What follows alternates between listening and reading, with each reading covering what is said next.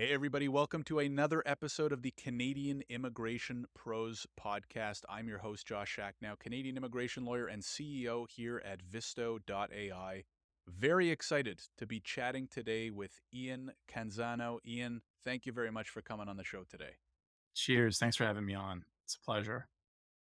I'm very excited to jump in. Probably a bigger theme that we'll be talking about on this episode relates to temporary foreign workers, work permits, employment in Canada, a lot of topics that are very topical, shall I say, right now. So I'm very excited to jump in. Before we do, Iain, can you give a little bit of an introduction, a little bit more about yourself? Not much to say other than coming from the recruitment world pre 2015, which is like around the time I got my license. And that basically informed most of my career in like how it relates to the immigration industry. So it's very work heavy, very job cycle heavy, mostly or almost entirely. Yeah. Oh, my Got it. company is So called can you give us maybe like, oh, yeah.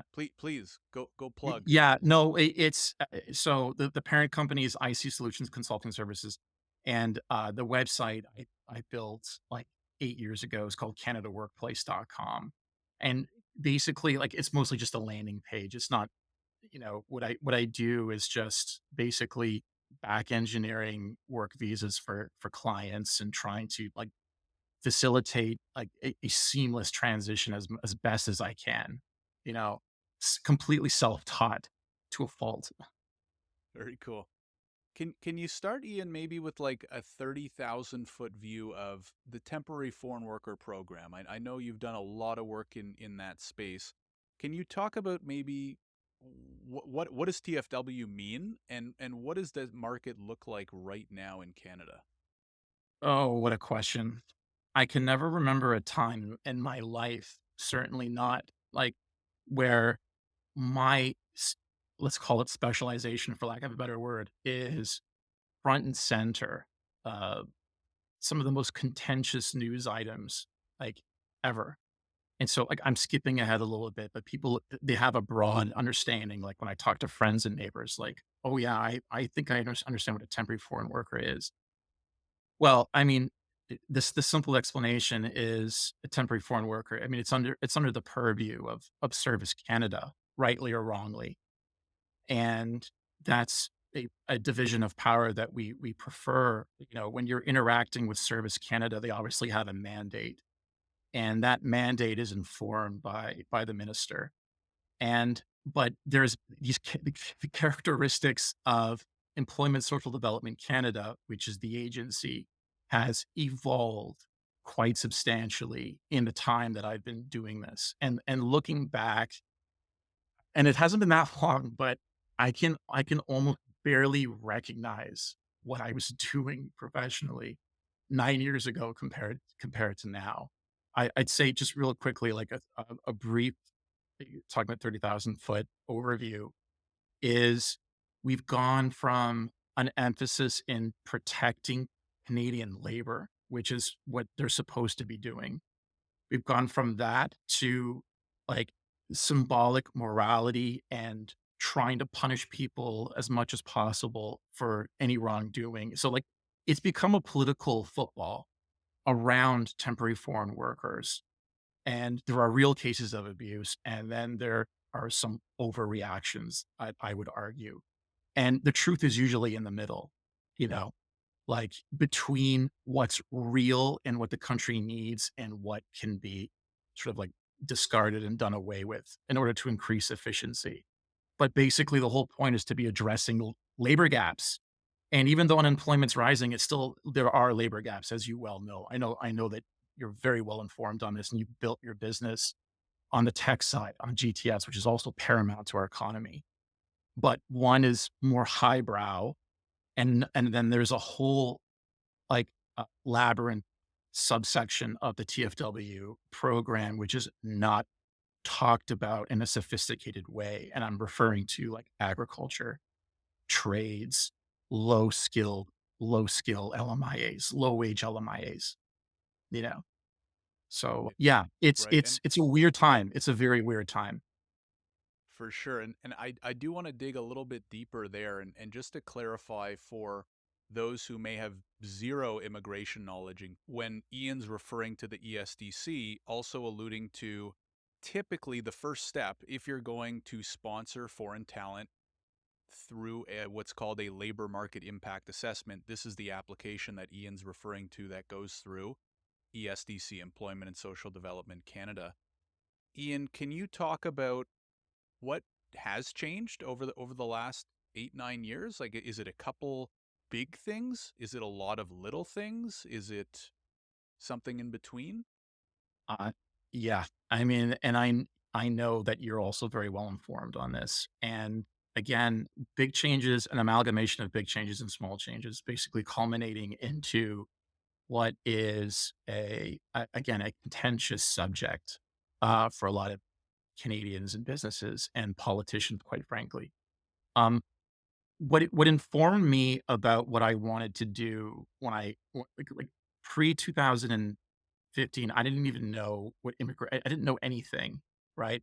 I'm not I don't have a JD, obviously. So like, yes, like we are. I am part of the redheaded stepchild of the immigration industry, the consulting industry, and it was funny at the time.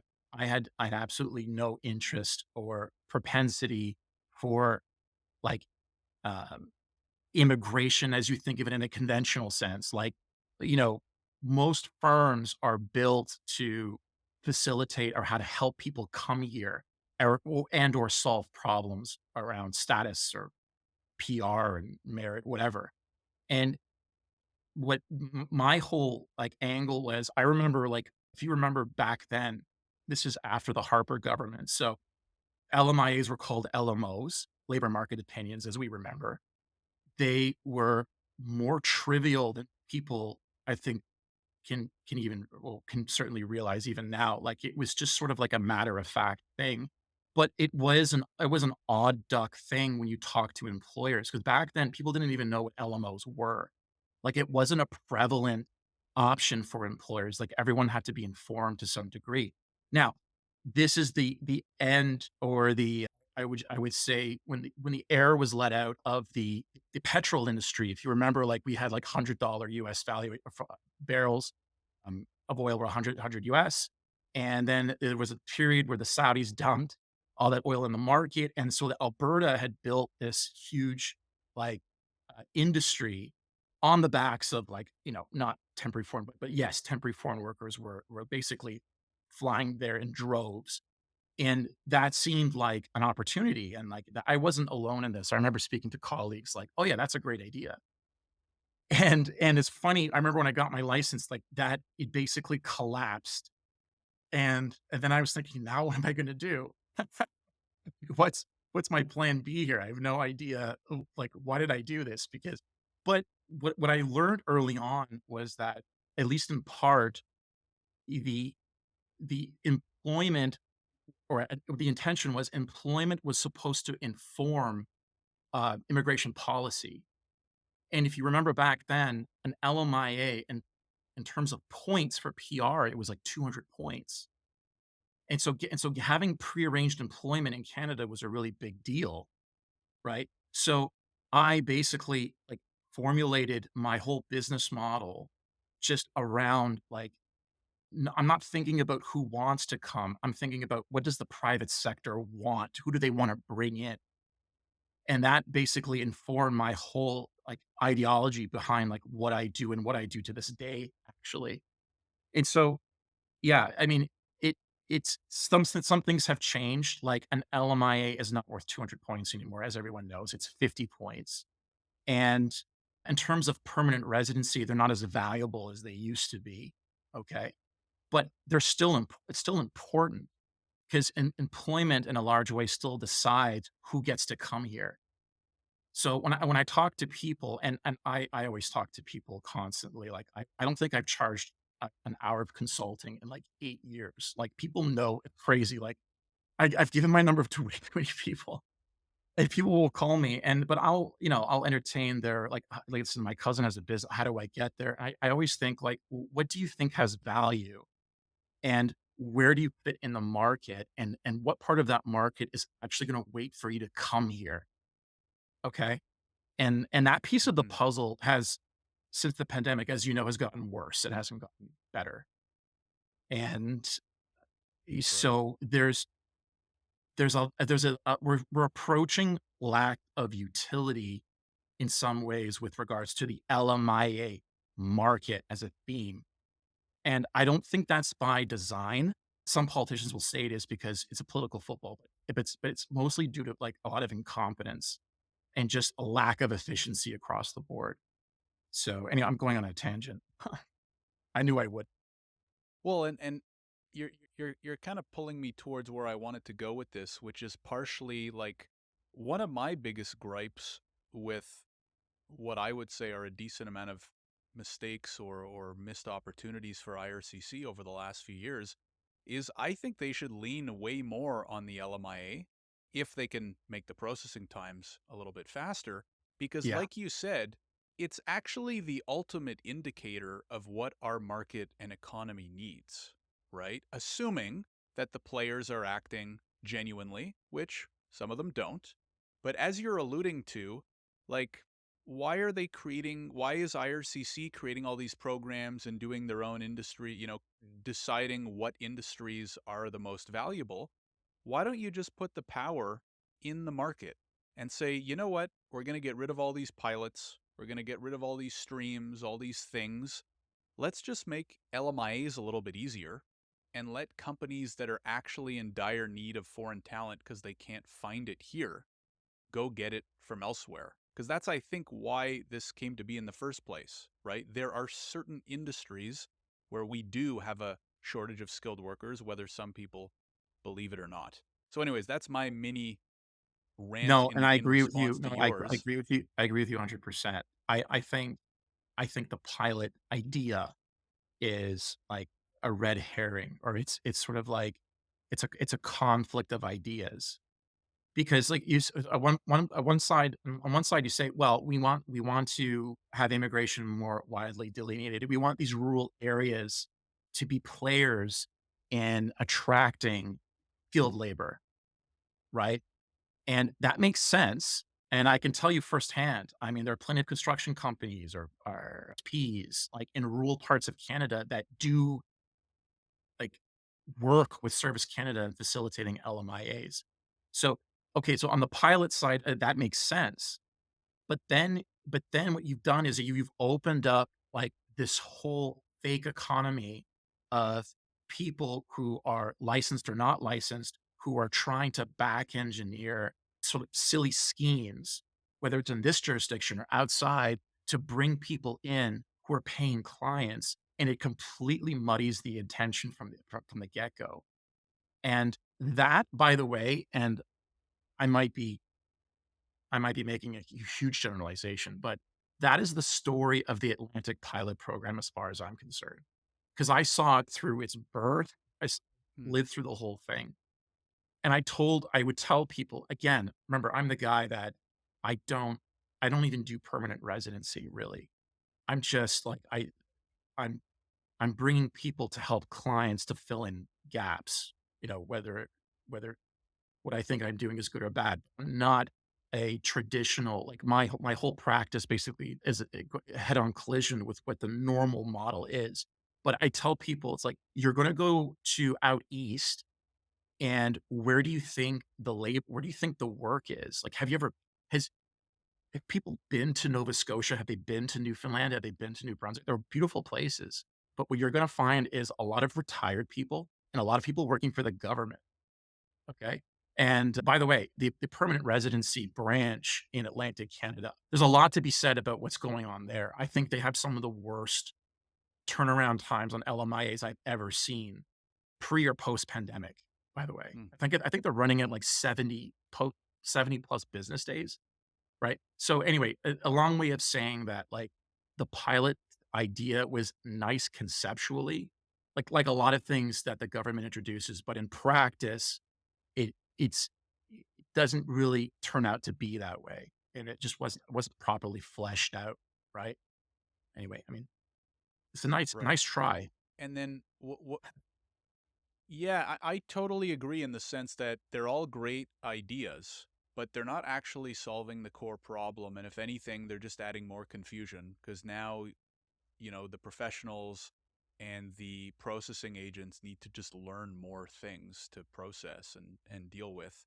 But anyways, can you talk about what you kind of alluded to, which is like working backwards towards some of these programs? So are you saying that there's kind of like, and obviously I know of some of the stories of what I hear of a lot of the shady business that goes on, but for those who don't, or even in my case, because I don't know as well, are you saying there's almost like a sub market that's like, okay, let's go spy out what the next good pilots are and kind of work backwards so that like my brother can or my uncle's aunt can go get a job at a company in this community because they have a pilot here and his uncle's dad owns a company there? Like, can you talk a little bit about what Yeah, you kind of see in that that well, regard? that yeah, that was really predictable. Like I said, there's nepotism. That's a reality. Okay, I mean, and we can get into like the ethics of that, but what I will say is people who do what you and I do, who are the heads, like I consider you brilliant. There's a lot of great lawyers that I know in Toronto and Vancouver. One of them was my employer for a period of time. Like the intelligentsia, like the people who have the their ethics are centered and they're coming from a very good place and they're the advocates of our industry. Okay. Sometimes to a fault. We can get into that later. But uh, I know almost like as a fact, and not across the board, but I can attest to the fact that most of the people who do what we do in metropolitan parts of Canada, okay, are not in playing in the sand of these pilot programs and low wage generally speaking, okay? And the why I don't I have some ideas why well, I have some firsthand knowledge why. Like, when you get to a certain level in our industry, like you're an institutional firm, you start to meet some, like, really important people and people who know who you are, and so you have a reputation to maintain, and so there's a lot of backroom conversations that I know that you know of, where people get together and a minister's friend will say to your in your ear, like, "Could you please stay away from the low wage stuff? Like, it's not gonna make you look good, and we're trying to get rid of it." Okay? And so, or the low wage industry doesn't look like someone who's gonna be a good client, like they can't afford our retainers or whatever. I mean, it's some combination of that. And the fallout is you're leaving now a piece of the pie, this void, which is gonna be filled by somebody. Someone's gonna fill that void. And what ends up happening is that it's an amalgamation of a some ethnicity dominates it, and then people figure out like, "Oh, we can make money bringing people in here, and we're gonna outsource the work abroad, so we're protected by jurisdiction limitations." And, like, no one's bothering us, and, no one's telling us to stop, okay? And I think that this is a huge problem because, like, if you had the right players who were involved, I think some of these problems wouldn't be problems, right? Whether it comes to, like, back engineering pilot programs, and then we can talk about, like, agriculture. Like, like what lawyer or consultant is driving from Toronto to, like, Northern Ontario to, like, talk to a farmer to help him or, like, family farm facilitate whatever they need, like, it just doesn't happen. The trucking industry, which for the people who are watching this show who are in our industry, and again, like, I'm preaching to the crowd, I most people who are watching this know way more than me, but I can give you some rhetorical firsthand knowledge that when you talk about the trucking industry specifically, okay, eh, I don't know if you've ever done, an LMIA for a freight company. Have you? Is that something that No, you I have not. okay, okay. So, you know how, like, even though you've been in the industry for a long time, like, we screw up sometimes. Okay. I I am the culmination of all my mistakes, right? So, it's one of those clerical errors where you forget to look at the knock code to read the employer requirements, which is basic. Everyone who's worth their salt, that's the first thing you do when you're talking to a consultant. And then what happens is like, you get busy and then you forget something really elementary. And so not to toot my own horn, but like I was batting 1,000 on LMIAs for like 9 years, which is again, it's not I'm not bragging. It's like it's again, LMIAs are actually a really simplistic thing when you play by the rules and you do it in a real way because Service Canada knows where their bread is buttered. They don't have an incentive to actually refuse LMIAs because they're making $1,000 in LMIA. Anyway, we don't have to get into that.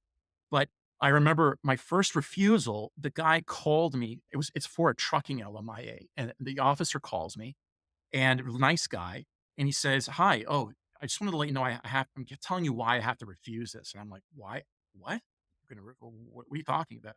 He goes, "Yeah, you put in the ads that for the trucking job that it required experience. And the knock code says no experience required, no education required. Basically, like you just have to be a living, breathing person to be to have the LMIA validated per the knock. Okay. Now, I thought that was really weird. Like I know, of course, we know intellectually, like, lower tier on the matrix, um, you of course, usually there's no experience requirement. But when you think about like someone who's holding an AZ license to like drive a rig, you would think like, of course you need some experience to do that, plus some training, right? Well, it turns out you don't. Mhm.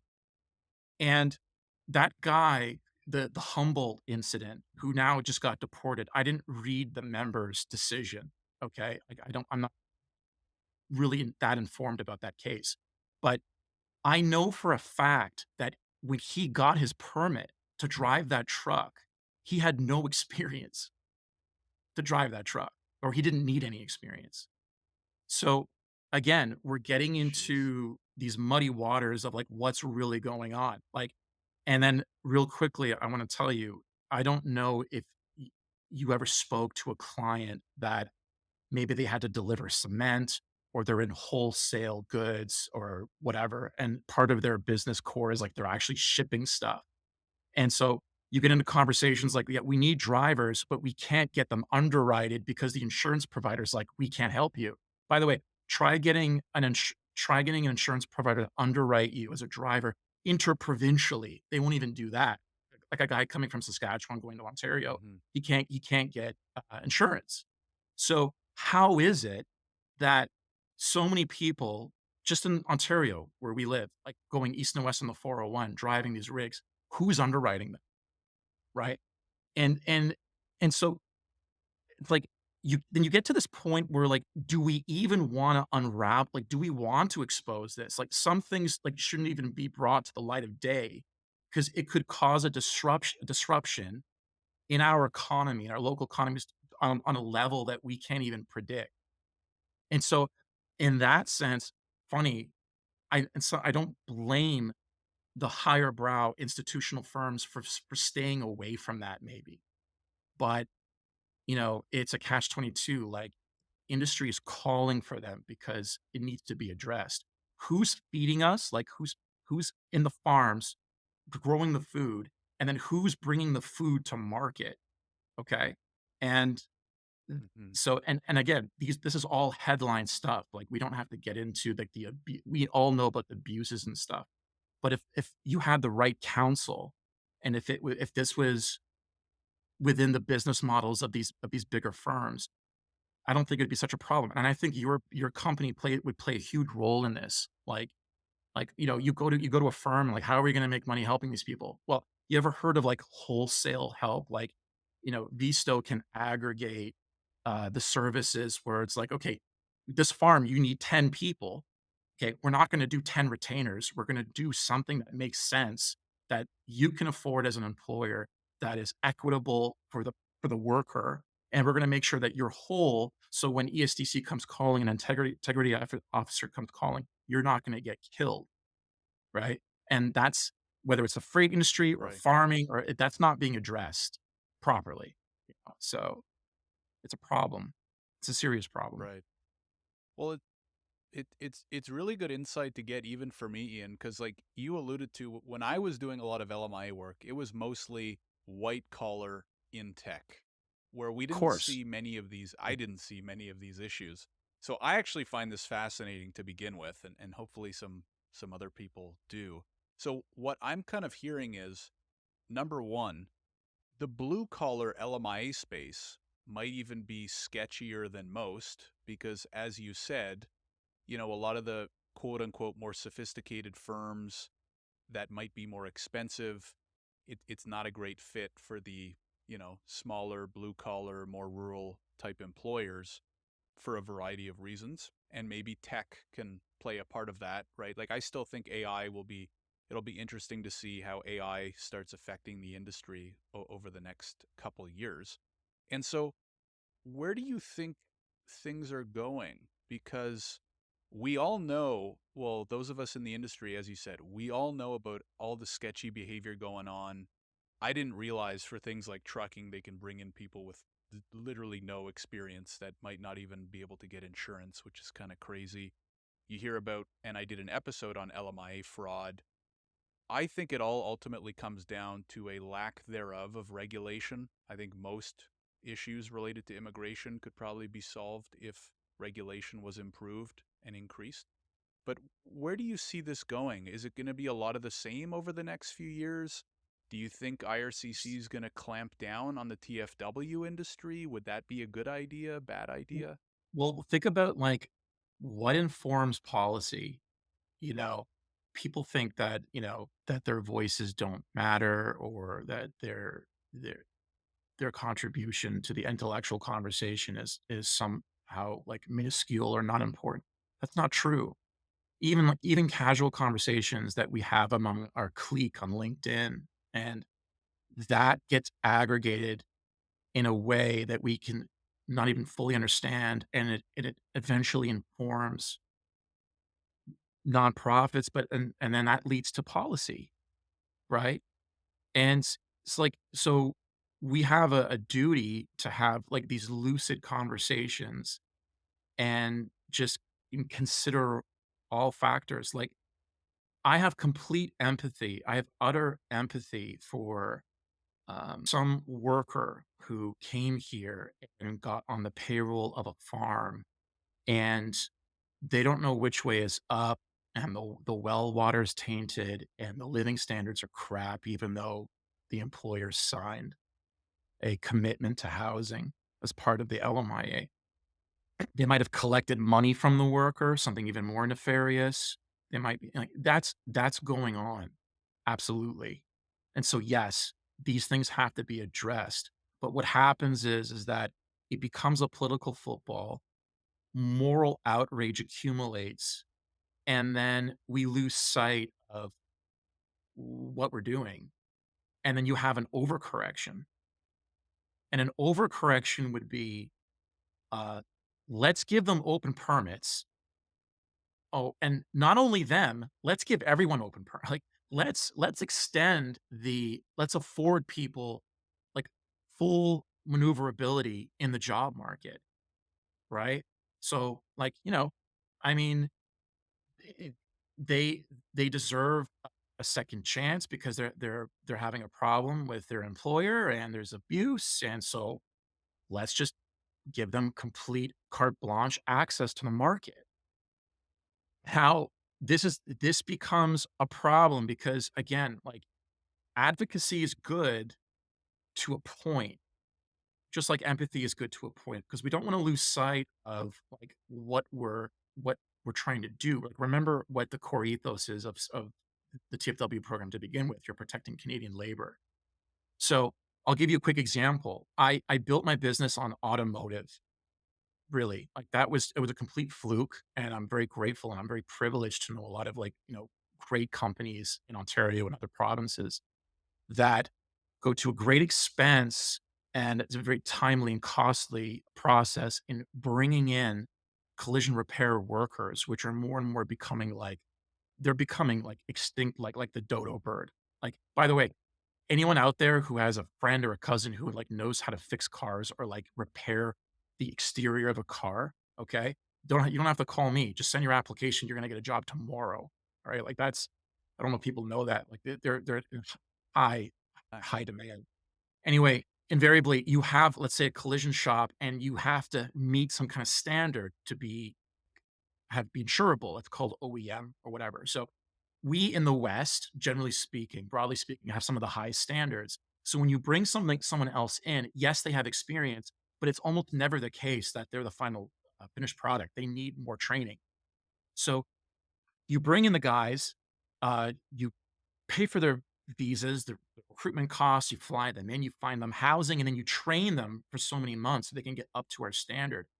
And if they get into some argument with their employer and they just say, "Oh, guess what? You know what? Some other guy across the street is going to offer me $1 more," which happens today, by the way, not in the TFW sense, but like we know about the cost of living crisis. Like people will leave on a dime. Okay, so that's not good. You take you take all power away from the employer. What's the point of the process at all? Right?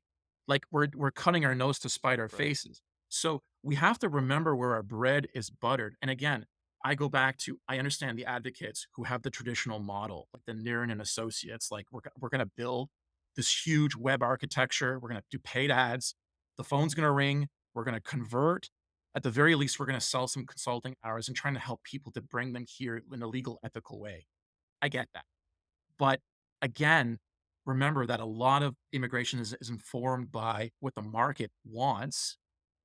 It's increasingly becoming less that way, right? And that's gonna be a huge turning point Mhm. in this next election, I think. Like, I think there's gonna be, uh not a revolution. There's going to be a huge pivot into what immigration is supposed to be instead of what it is now, which is who cares what the market wants? Let's just bring people in and have them build a new society, right? Which I'm not saying is wrong or bad Right. because a lot of entrepreneurs are immigrants, which I think is great, right? But most people want to enter the market because they want to earn Canadian dollars. Like they want like a Canadian standard of living, and only a job can provide them that. Most cases, I think we can agree, right? So Yeah. yeah, it's tricky. It's very tricky.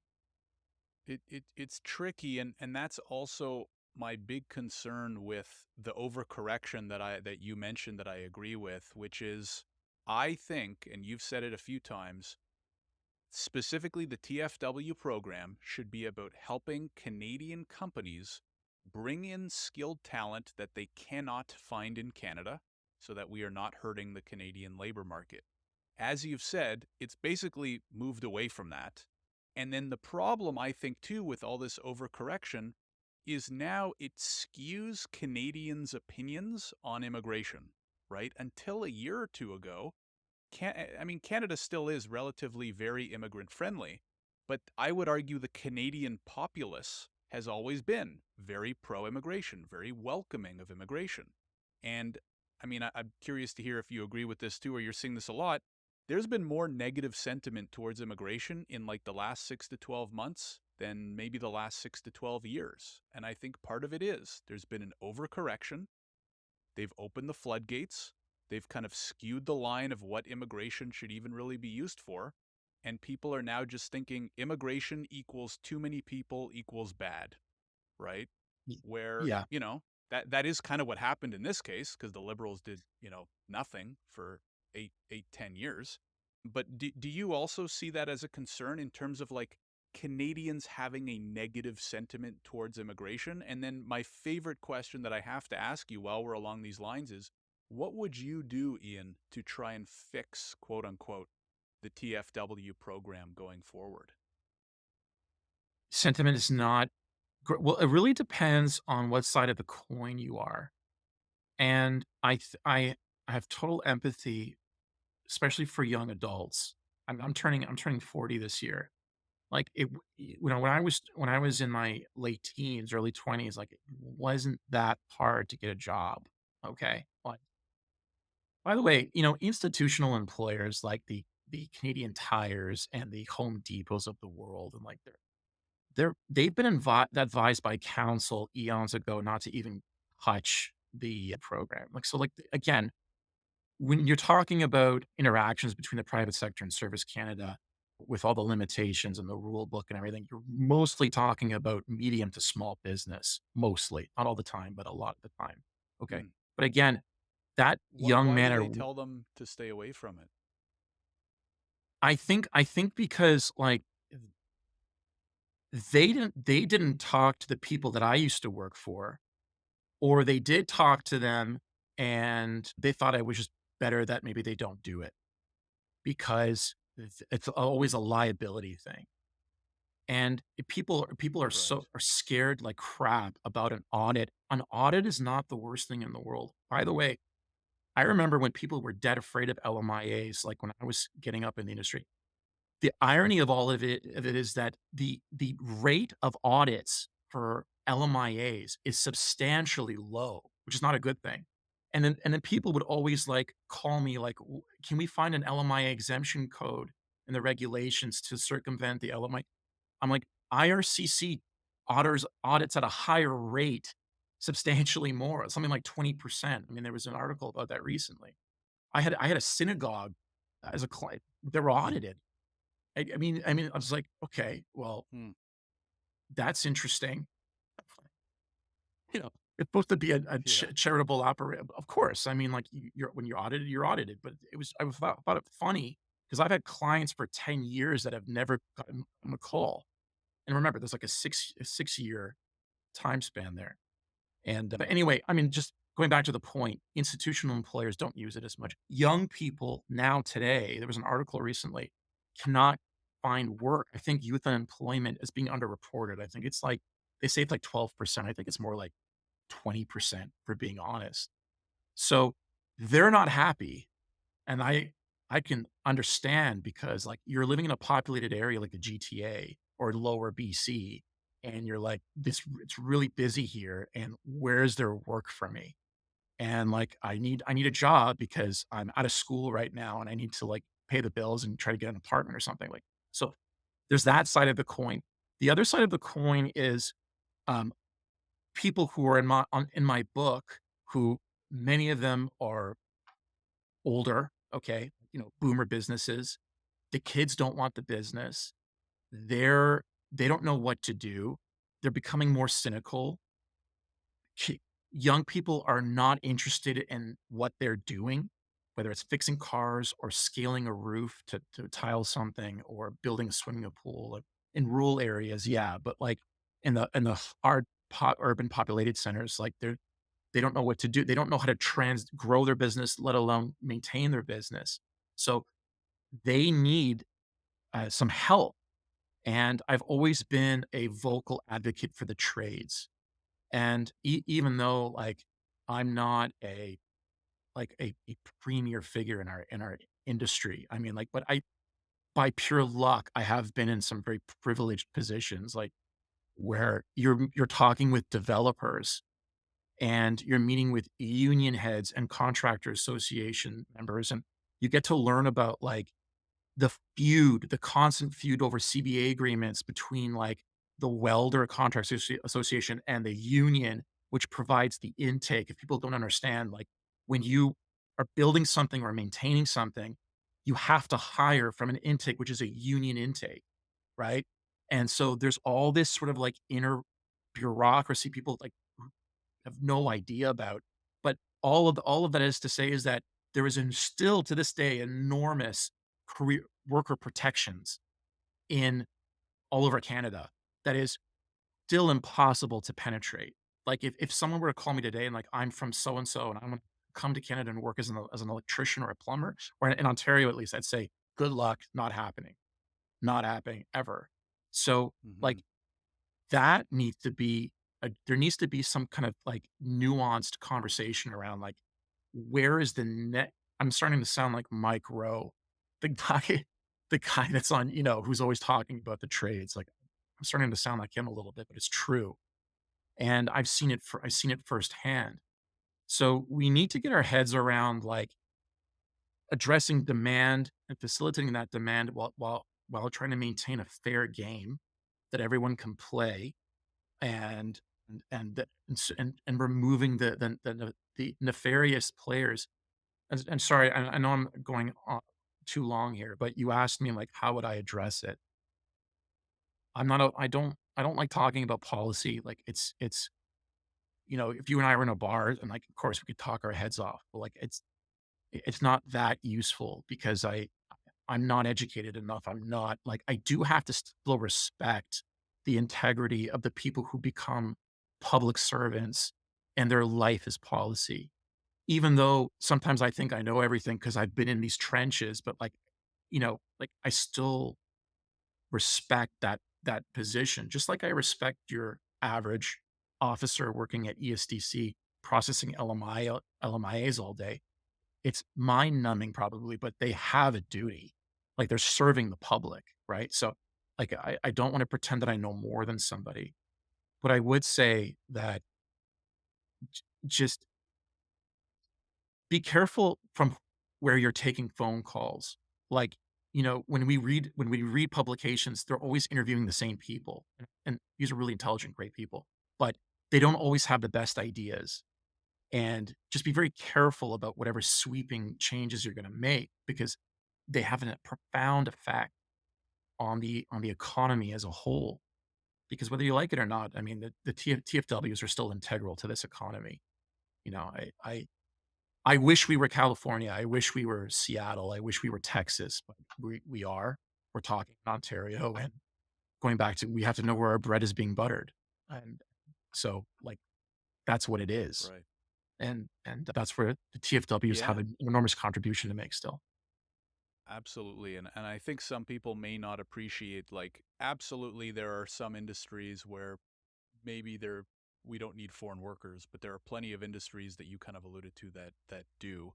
I also think you made a great point, Ian, and I wish the guy like you, I can absolutely respect those in the government making policy. I do hope that they have more conversations with the Ian Canzanos of the world, because I mean you've been in the trenches, and I think it should be a crossover, right? You need the Yeah, well, policymakers who know that kind of stuff.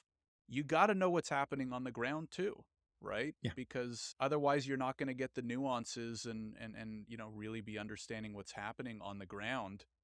One other thing I wanted to ask you about too is what do you think of what's happening about the protests out east? I'll quickly just date this. We're recording on May the 29th. This episode will probably come out in a couple days later, so who knows what might have happened, and maybe people are listening to this maybe down the road. But as of this week, we have, international students protesting out east, or, temporary residents out east saying, "Hey, we want PR." What do you think about that? Do you have any thoughts or any suggestions or ideas on how that might play out?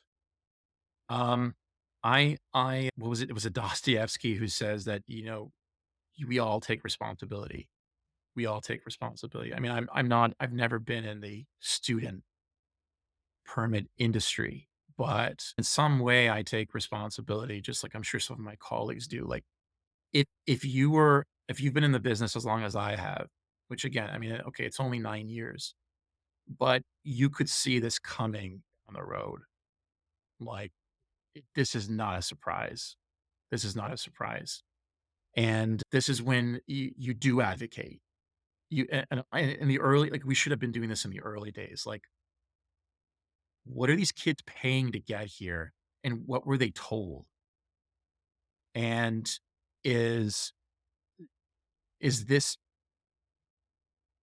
misunderstanding of what their expectations are, is it being delineated in a cogent way online that's easily accessible in these places so they know that when someone over there says, "Yeah, do this and roll here, we'll get you the thing, go over there and you'll become a part," like they'll know that that's a bunch of crap.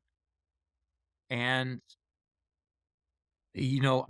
everyone has to take responsibility for this. It's a calamity. It's an absolute calamity.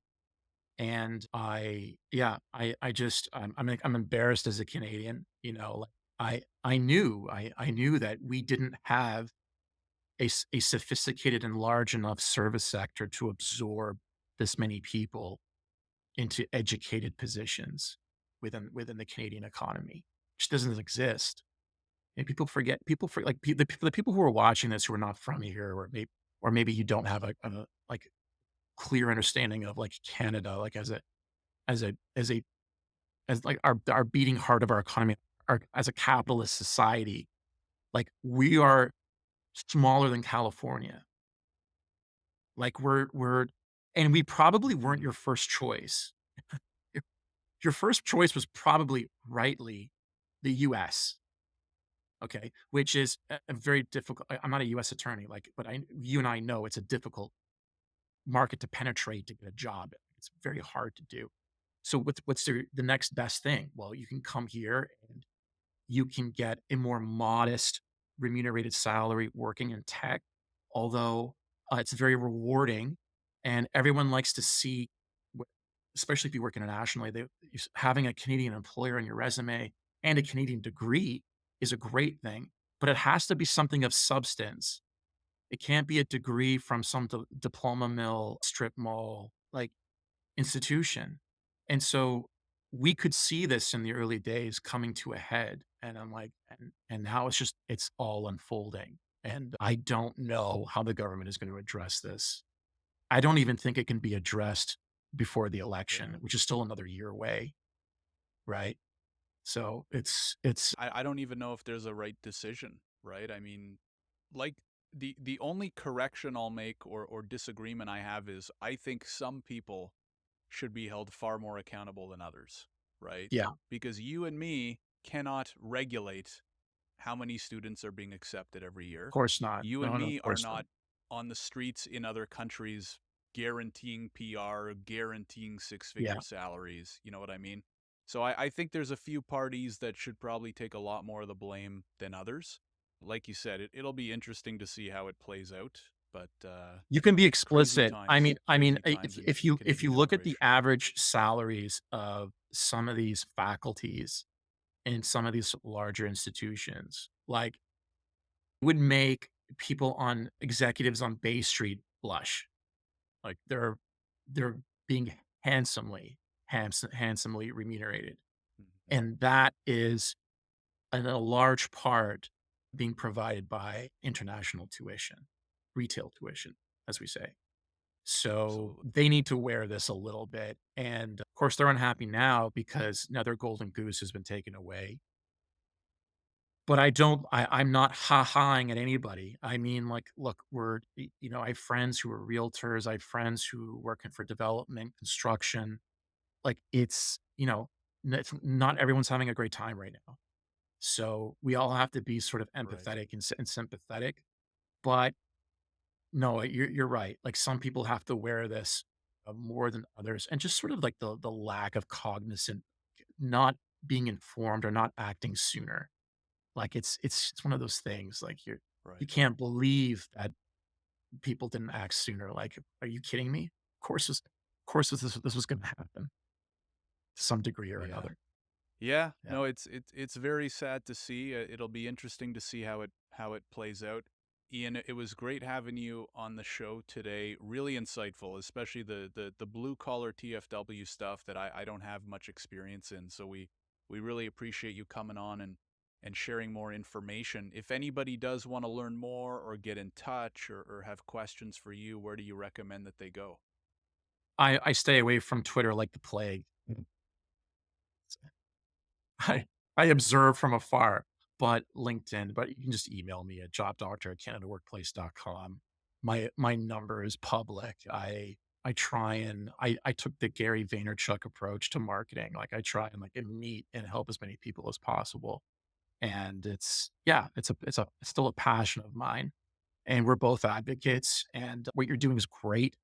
And the conversations that you're building on LinkedIn, Thank you. and I think they're extremely valuable. I learn a lot from you and people who participate in the conversations. I'm constantly still learning. Like, I still think of myself actually as a novice most of the time.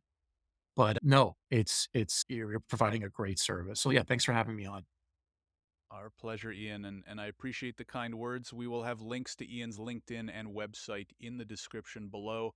Ian, thanks again for coming on the show. Really appreciate it. My pleasure. Cheers.